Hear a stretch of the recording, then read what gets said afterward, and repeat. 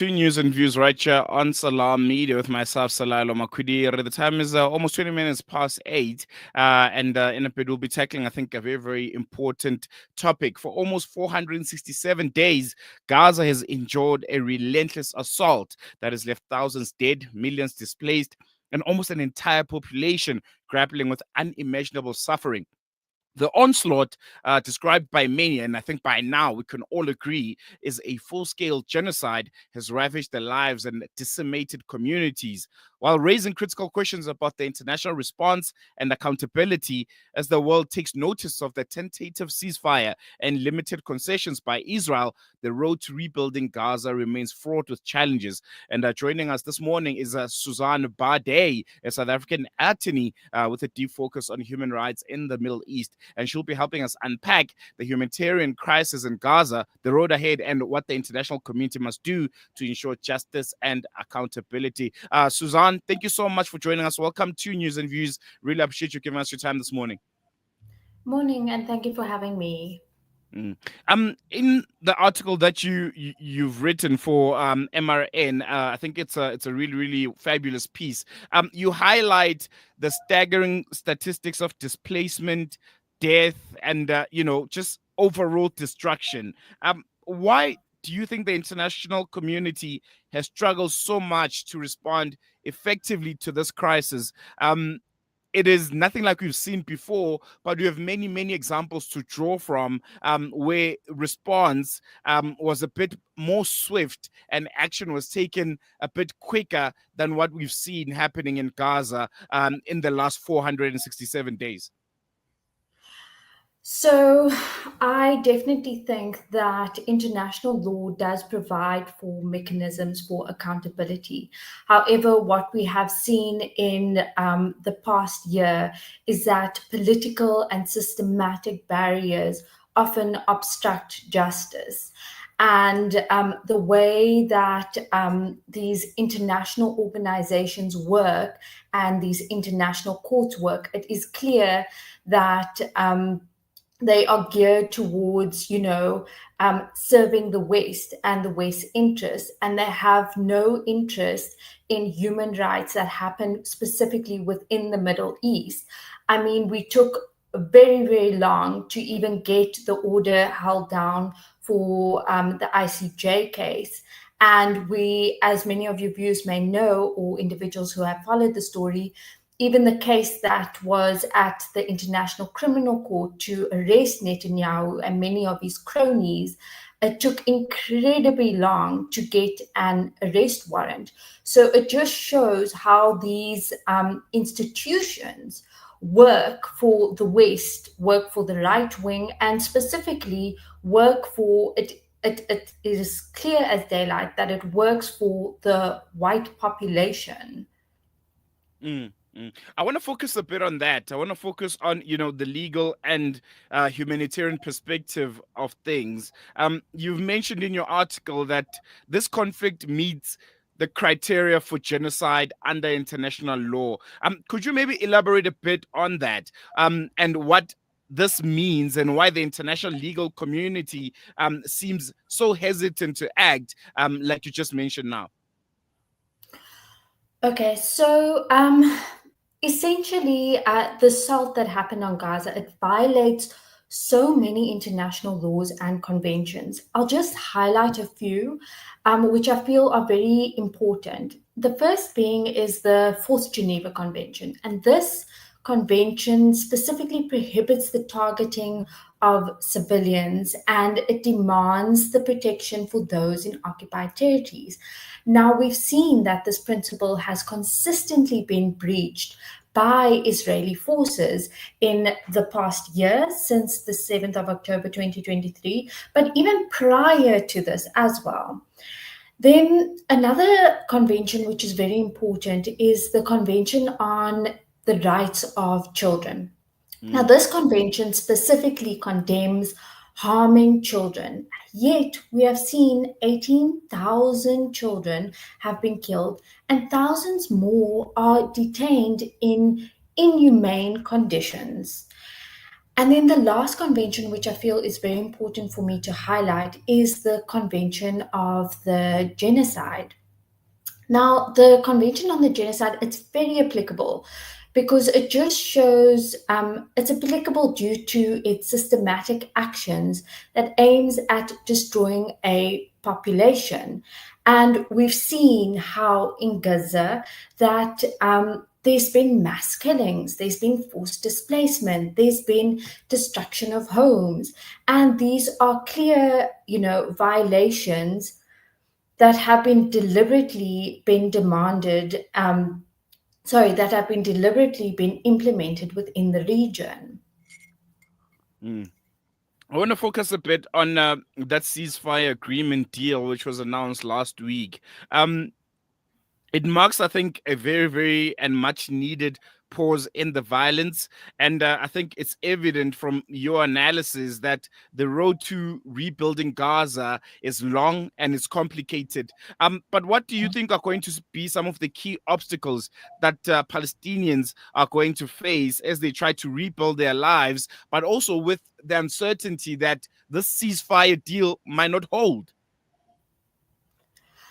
Okay, so I'm first going to touch on the aspect of the ceasefire deals before I go on to, how it's going to be so difficult for Palestinians to, get their lives back and reconstruct everything and mourn the loss of their loved ones. So the ceasefire agreement that was reached in January 2025, it's a very fragile agreement. It does not address the root causes of the conflict. It doesn't address the blockade. It doesn't address the occupation, nor the systematic displacement. And it still denies Palestinians their right to have their own sovereignty of their land. And what we've clearly seen from this agreement is that there is a lack of guarantee from Israel to refrain from future attacks. Israel refused to write anything down that specifically says that we will refrain from any future attacks, which just shows how it casts doubt on this ceasefire agreement. The very term ceasefire itself just shows that this is not the end to the occupation. It's not the end to this genocide that has taken place. And then in terms of how, this will affect Palestinians' lives. So there's one thing that I am a firm believer is that children are the seeds of the future generation. And what has happened in Gaza is there are no words for it. Children in Gaza are obviously going to suffer tremendous trauma from the loss of their homes, from the loss of their families, and just the very sense of just having some form of like security as an individual. I mean, uh, you know, uh, this occupation and this genocide that has taken place, it has disrupted the education system within Gaza, never mind other regions that are also in the West Bank. And so much so that it's destroying children's, education, the schooling, which has a ripple effect in terms of their opportunities in the future. So children in Gaza, as well as other individuals, many adults, the women, the men, they're going to suffer PTSD. They're going to suffer depression. They're going to suffer, forms of, high severe anxiety. And it is up to us as the international community to provide interventions to create sort of a support system which does not allow for an entire generation to be lost. It doesn't allow for a perpetuating cycle of poverty and instability. Mm, mm. Mm. I want to touch a bit on that, international advocacy and, the role that, countries like South Africa continue to play, in this ongoing genocide. A ceasefire agreement deal is currently in place. Whether or not it's going to hold water and, Israeli will hold their end of the bargain, that's another conversation for another day.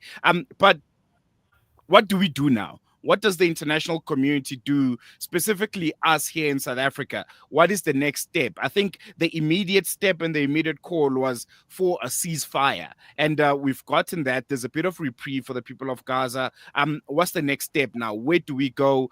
What is the overarching message and slogan that needs to be now belted out to the rest of the world and to put Israel and all of the other countries that are complicit in this genocide for them to hear? It is very important as the international community that we start mobilizing in terms of providing humanitarian aid and care. We need to do this urgently. We need to provide Gaza with ample amount of food. We need to provide Gaza with ample amount of, medical aid. We need to provide, services and resources where we can, assist them in rebuilding their infrastructure, as well as we need to offer psychological support as well. And I definitely do think that due to the catastrophe that has happened, the scale in terms of how much we need to provide in terms of this humanitarian aid, it needs to be like an ample amount. If we look at Gaza, it has been obliterated and it needs all the help it can honestly get.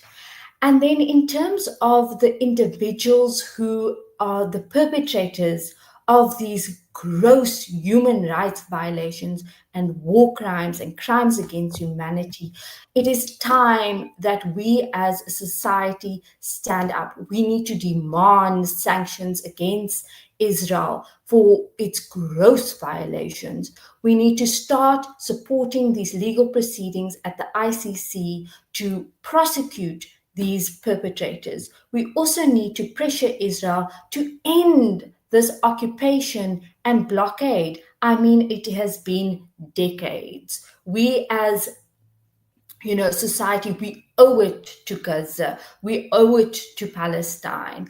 And when someone is vulnerable and in trouble, we as a society must always stand up for those individuals. We cannot sit back and just observe what is happening. And I think it is very important that we also, here in South Africa specifically, we need to stop supplying this ample amount of coal to Israel, because it is fueling the occupation, it is fueling the genocide that it fueled the genocide that had taken place. And in addition to that, it is fueling an apartheid state. I mean, we as South Africa, we've gone through apartheid. Specifically, I honestly believe that has been legally dismantled, but practically we still live in apartheid. But we owe it to Palestine that we stand up for them, because we have gone through similar atrocities, not as vast as what has happened in Palestine, but we have gone through it. No, definitely. And I think we're going to leave it on that note, Sõzarn. Thank you so much for joining us this morning. And thank you so much for your insights and a very, very comprehensive analysis. And I'm sure we'll be chatting to you in the not so distant future again. There you go. That was Sõzarn Barday. She's an attorney. She's based here in South Africa and has a particular interest in human rights in the Middle East. And we're having a very, very important conversation around restoring humanity and addressing Gaza's genocide.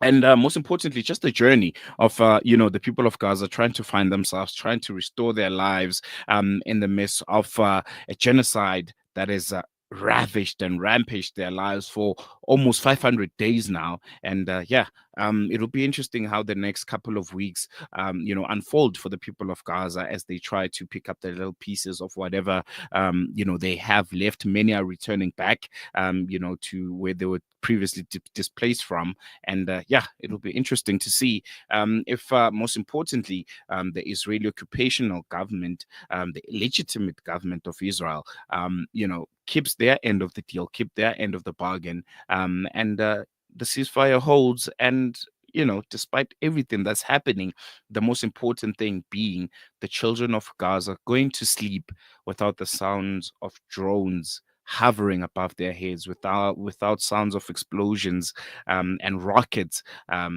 just peace. Like each and every human being, each and every child anywhere in the world, despite their race, creed, culture, religion, deserves. And I think that's what kind of motivates me right now. That's what makes me sleep at night. That despite whatever's happening around them, at least you can get a good night sleep without the fear of not waking up the next day. We're going to take a quick break. When we come back, news and views continues.